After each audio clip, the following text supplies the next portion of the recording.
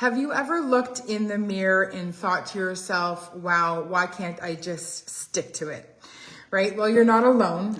Many women go through this, and reasons for excuses and not pushing through, their weight loss journey. And I'm going to go through the reasons, the real reasons today as to why women self-sabotage on their weight loss journey and how to finally push through it so that you can actually see real lasting results. So I know a lot of women do struggle with, oh, one second, Facebook is telling me things. No, stop Facebook. I know a lot of women do struggle with excuses. And if you're on here right now and you've had, a plethora of excuses in your life, and maybe that's part of the reason why you're not able to get the weight off that you want to, or, get healthier, get stronger, follow a nutrition plan, follow an exercise plan. Comment me, just let me know that you're here at least, and that this training is hitting you right now. Okay. And if you're watching the replay, later on today or tomorrow, just type in replay. And then again, I'll know who this training is hitting. And if you want more trainings, I'm going to be doing them coming up. Summer is over. I'm back here full time and here to help you. Okay. And so, lots of reasons why people make excuses or start to self-sabotage on their weight loss journey. One of the top reasons is the fear of failure, right? We talked about this on my team meeting last night.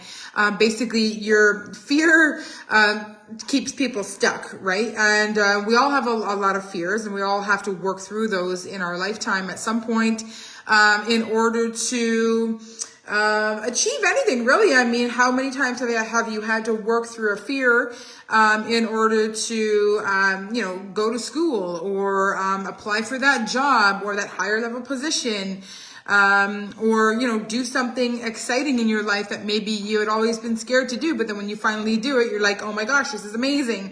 Like, for example, planes. I used to hate planes, and it was stopping me from experiencing different parts of the world and really living my life, right? And so there's many examples as when fear plays a role in us being stuck, and then we have these limited beliefs about ourselves that we won't ever be able to do it because we're just too scared, right? So many people deep down, they just don't start, or they're worried that they're going to mess up or that they're not going to be able to do it, and that they'll struggle, and then they're just going to end up right back where they were before. So that they don't start anyways because of the fear of failure. Okay. And even if you've done a weight loss program before and you've ended up back to where you started again, that's like a self-fulfilling prophecy, right? So, you're going to have fear trying again next time. So pushing through that fear is something that, we would want to work on together. Comfort zone mindset. Okay. It's easy to stay comfortable, right? It's harder to make a change and get uncomfortable. I experienced this in my lifetime sometimes too, along the pathway, along the journey. When I first started my fitness routine and my lifestyle back when I was, 17, 18 years old, I was comfortable just, hanging around the people that I was, and it wasn't a good crowd. Hanging downtown, kind of not doing, great things. And when I experienced something different, I walked into a Muay Thai gym where everybody's working out and skipping, and this, you could just feel the energy of these people in the room. And I felt out of place, I was uncomfortable. But when I started doing it and I finished my first class ever, I loved the way I felt, and I no longer wanted to be, hanging around the people that I was hanging around. And I switched so fast, and my life took a quick 180 turn and went in a different direction. And I'm so thankful for that, because I got out of my comfort zone, and that became the new normal. That was the new comfort zone. So I had to get uncomfortable first in order to be in that new comfort zone. And that's what happens when you're on a fitness journey, is that you do have to work through kind of the uncomfortableness first before that, the other side, the healthy side, the journey becomes now the familiar side, instead of not doing, sitting on the couch, not exercising, not eating properly. Now the eating properly, watching your food intake, exercising often, like most days of the week, and living that mindset of a healthy life becomes the new comfort. right? So you have to go through the uncomfortable side first. Okay. One of the biggest excuses that we hear all the time from me too, and from women all around, is no time. I could tell myself that all the time. I'm a single mom of 3, run my own business, and I could say I just have no time for my exercise and my fitness because I'm so busy, right? And I don't have a lot of time, but the little amount of time that I can make for myself, I put towards my fitness goals. I will sacrifice watching a good show on TV, and I'll be like, okay, maybe I can watch 20 minutes of it, but that's all. That's all I have, because I'm putting my health and my fitness first so that I can feel a lot better. Because really, is TV going to make you feel a lot better long term? Is it going to correct your health? Is it going to keep you away from disease? No, it's going to add to it, right? It's actually going to add to it. It's just sitting there watching hours and hours of TV nonstop. It's going to add to your health issues. So when we say that we have no time, it's often just about priorities, right? So making fitness and health a top priority in your everyday living, okay? Not TV a top priority. So that's something that we really need to look at, is how are we actually using our time, right? Perfectionism. I talk about this a lot with my one-on-one clients and in my group clients. Is that we always think that we have to be perfect in order to meet this goal, that we're going to fail again, like the fear of failure, or not succeeding because we have to be perfect. And if we're not going to be perfect, then it's not going to work. And couldn't be furthest from the truth. I actually teach my clients how to not be perfect, so that it's, that you do have lots of room for quote unquote messing up, so that, you can understand how to keep doing this, because we're human, we're imperfect.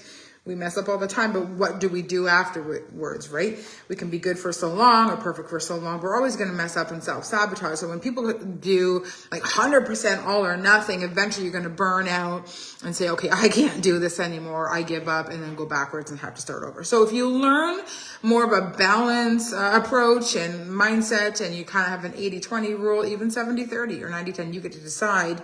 But that is going to get you long-term, a lot further, long-term results, not having to think that you need to be perfect all the time. You are going to succeed. Okay. So take that perfectionist mindset and, throw it out the window. And same like with the all or nothing thinking, right? It's like, if I slip up once, well, then I'm just going to self-sabotage the whole rest of the week, and I'm going to start over Monday. So that's that fresh start Monday trap. It's like, well, I was perfect. Gave it everything I could until I messed up.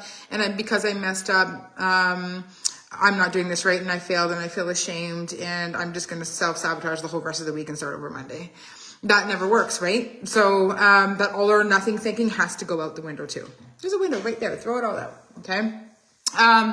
Past experiences, I talked about this with my team last night too, is those self-fulfilling prophecies. Well, I tried this diet before. I excluded carbs before, and then I ate one, and I gained a little bit of weight. And so, it doesn't work for me. So it's not going to work for me this time either, because it never does, right? Well, maybe you have not been taught how to eat carbs, and that you can still lose weight with lots of carbs. I could feed you all carbs all day long, and you could lose weight, right? You just haven't been taught how, right? So we need to take those past experiences and turn them into new positive feedback loops, so that you say, oh, okay, so now that I've been taught how to eat carbs, now I am still losing weight, and now that self-fulfilling prophecy, that negative mindset loop is kibosh. It's gone, again, out the window, right? Because we have learned how to eat it, and we know how to lose weight with carbs, and we've now overcome that. Okay.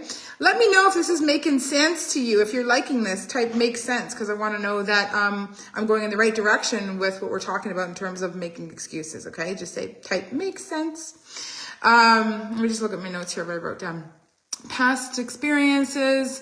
Instant gratification. So we are in a culture of like, everything is at our fingertips. Everything is convenient, and everything satisfies us right away. If we're bored, well, just flip the Facebook reels or whatever it is, turn on the TV, and we have instant gratification, right? And when it comes to weight loss and that journey, we want something that is quick, something that we don't have to work for. There's no effort. So that's why people are going towards like the shots like Ozempic and weight loss drugs, surgeries, things like that, because they don't want to have to put in the effort and time. Well, those are very kind of invasive and risky things to do, right? And a lot of people are having complications and you're still getting the weight back after. I mean, I've known several people that have had surgeries and they're still gaining 100 pounds back. Then they got to start over. So you learn the proper way, how to eat properly, exercise, make this a consistent thing in your life as a routine. And then you'll get the weight off and you'll keep it off and you won't ever have to. But it takes effort, right? It's not overnight fix. It's something where it's a journey. But look, like I got it off after 3 kids and I can keep it off because I just eat. I've never taken a weight loss pill in my life. I never had to, right? Because I just know how to live this lifestyle, eat okay and then eat within balance and still enjoy my life and see the results and keep them. Right? So, it's that instant gratification. We actually have to work for it a little bit. And once that part is over, 3 to 6 months, that's it, and then you can just maintain your results going forward and you don't have to gain it back. Okay. And then lack of self-belief. That's a huge one. Whether we've been told in our childhood by a teacher or by our family members or whatever that we can't do things and that we're not good enough, or we tell ourselves that because of past experiences again, or self-fulfilling prophecies. We don't have the belief inside of us to think that we can actually do this and achieve it. Right? So subconsciously or even consciously, but a lot of times it's subconscious where we tell ourselves this isn't going to work for me. It worked for her, but it's not going to work for me. And you truly don't believe that you can make a change. Right? And so mindset is the most powerful thing if we use it properly. When your mindset is in check and you have all these things sorted out that I'm talking about, and you've kicked them to the curb, you throw them out the window, then you can really work on the rest of it, like the nutrition piece, the exercise and stuff. But if you don't have the mindset right first, then any meal plan or any exercise regimen or even all the tricks that they teach with nutrition tools and things, how to mess up and still get results, like even that won't work until your mindset is good or you have somebody coaching you through it and helping you through it, right? And so, if you want to book a call with me and you want to talk about some of the struggles and some of the roadblocks that you might have with mindset, then we can talk about that. Just say mindset call and we'll do a free mindset call and we'll go over what are you struggling with out of all the things that I've listed here today. What are your top 3 mindset roadblocks that might be holding you back? And then I'll give you some tools to help overcome them and what we can do, okay, to help you get results. So I hope this training was good. I hope that it hit you in some way or another and that you're thinking about it today. And just remember, excuses feel safe, right? So we don't like to get out of our comfort zone, but they keep us stuck, right? So what we have to do is understand that we're never going to be perfect. And there's always going to be stuff to work on. And once we start to actually take action and work on those things, all the other pieces, they fall into place. And it's possible for me. It's possible for Sally. It's possible for Joanne. It's possible for you. Anybody. Okay? All right. Have an awesome, what day is it even? Wednesday. I'll be in here next week for a live training. I'd love to know what kinds of things that you might be struggling with, other than, the excuses kind of stuff that we talked about today, so I can do more trainings on it. All right. Take care.